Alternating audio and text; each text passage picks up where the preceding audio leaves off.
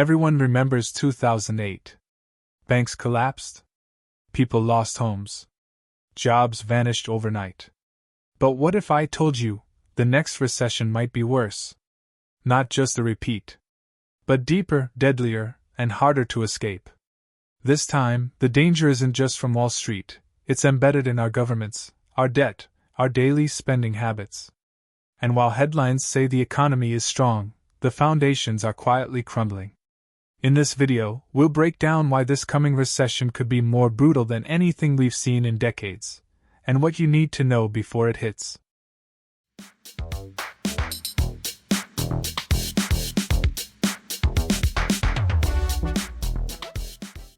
The debt crisis that never ended.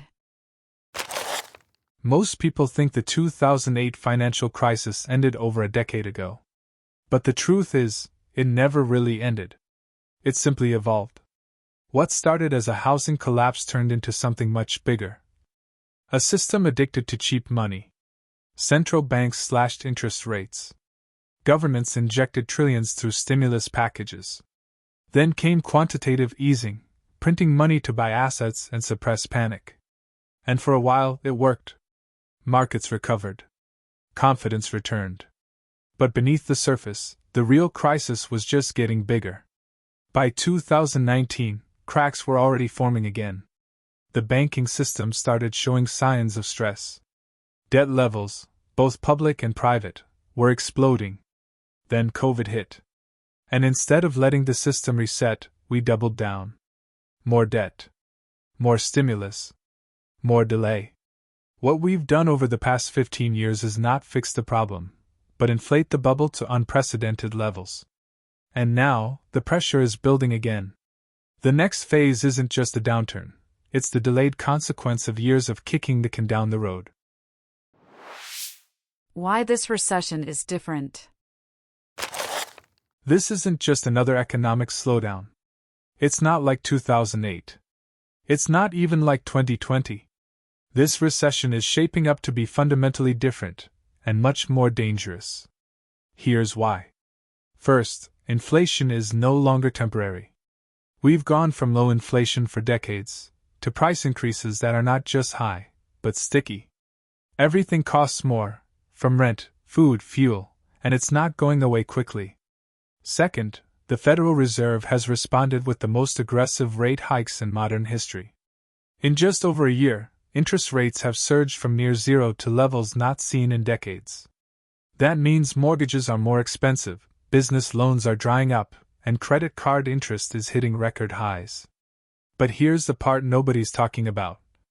Much of the current growth in the economy is artificial. We're relying heavily on two unstable pillars. One, an immigration wave, including illegal immigration, that boosts short-term labor numbers but strains infrastructure. Two, historic levels of government spending that mask the real weakness underneath.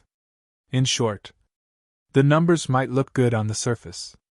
But beneath that surface? Inflation, rising debt, and policy distortion are creating a fragile, overheated system.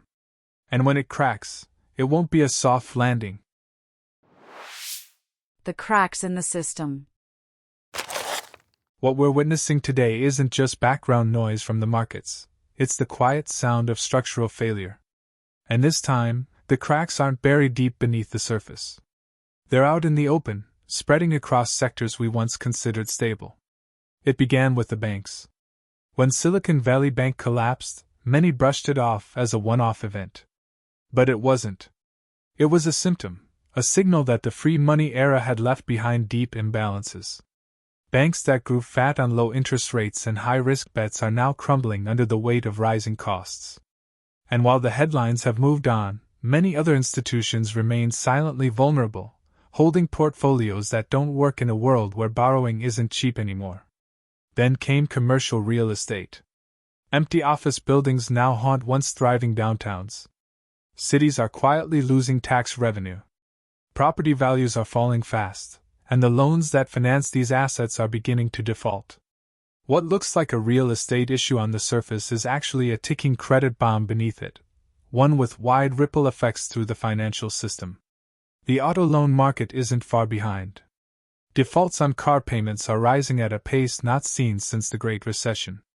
Not because people are irresponsible, but because survival is getting more expensive. Food, fuel, rent, all cost more. Yet wages? They're not keeping up. The result: more debt, more pressure, and less room to breathe. And now, a subtler but no less dangerous crack is forming: in confidence. Consumer sentiment is collapsing. A growing number of people believe the economy will worsen over the next year. And that belief has power. When fear sets in, people don't just worry, they act. They stop spending. They cancel plans. They retreat. And in doing so, they help turn anxiety into reality. Beyond our borders, the picture isn't any brighter. Major economies like Germany, Japan, and China are each facing crises of their own, not just economic, but demographic and geopolitical. Supply chains remain fragile. Growth is uneven. And when large players falter in a tightly connected world, the impact isn't isolated. It spreads, often faster than we can react. This isn't one recession. It's not one sector in trouble. It's a cascade. Finance, real estate, credit, sentiment, geopolitics, all deteriorating in parallel. And at the center of it all lies a single truth: the age of cheap debt is over. And now, for the first time in over a decade, the true cost of everything is beginning to show. Populism, politics, and pain. This recession isn't just about numbers or markets, it's about people. It's not purely economic. It's political. It's generational. And for millions, it's deeply personal. Over the past decade, the wealth gap has widened into a chasm. A small sliver of the population now controls a staggering share of global assets, while the majority are left struggling to keep up with rent, groceries, and bills. And when inequality grows to this level, something dangerous begins to happen. People lose faith in the system, in their leaders, in the idea that working hard will lead to something better. This is where populism thrives, not in ideology, but in anger. Left wing, right wing, the labels don't matter. What we're seeing now is a global rise in voices demanding radical change. People aren't just frustrated. They're exhausted. They've played by the rules, but the rewards keep drifting further away. So they vote differently. They march. They protest. And the message is clear: they won't accept the status quo any longer. Generational lines are also cracking under the pressure.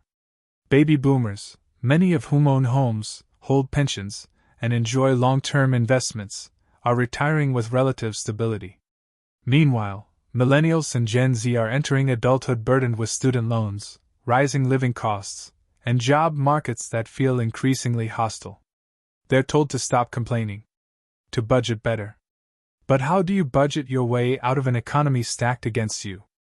This divide isn't just economic, it's emotional. It creates resentment. And resentment, when widespread, is a threat to social cohesion. A nation split between those who have and those who never will is a nation on edge. And then, there's politics. Donald Trump is back in the spotlight. New economic policies are being proposed. Global conflicts are escalating. Each of these variables could nudge the system toward recovery, or tip it further into chaos. Because in times of crisis, the difference between recovery and collapse often comes down to leadership. The wrong decisions can deepen the damage. The right ones can reset the course. So here's the uncomfortable truth: the outcome isn't written yet. We're standing at a crossroads. The question now is, who will step up? And will they lead us toward stability, or steer us into something much worse? What smart people are doing. In every crisis, there are two kinds of people: those who panic, and those who prepare. Right now, the smart money is moving. Warren Buffett has been quietly shifting billions into cash and short-term T-bills, waiting patiently for better opportunities. Why? Because cash gives you options. And in a recession, optionality is power. Others are reducing leverage. No more chasing high-risk bets or overextending on credit. They're simplifying, cutting debt, and protecting liquidity. And there's one more shift: a move toward real assets. Not just stocks or crypto, but hedges like physical gold, land, and low volatility instruments that preserve value when markets shake. Because when everything feels unstable, your priority shouldn't be chasing big gains, it should be not losing what you've built. A recession isn't the end. It's a reset, but only if you're prepared. So now let me ask you, what are you doing to prepare for the next big crash? Are you making changes, or just hoping things will bounce back? Leave a comment below, I read them all. And if you found this helpful, give it a like, subscribe, and watch the next video where I break down safe assets and strategies to survive any financial storm. Stay smart. Stay ready.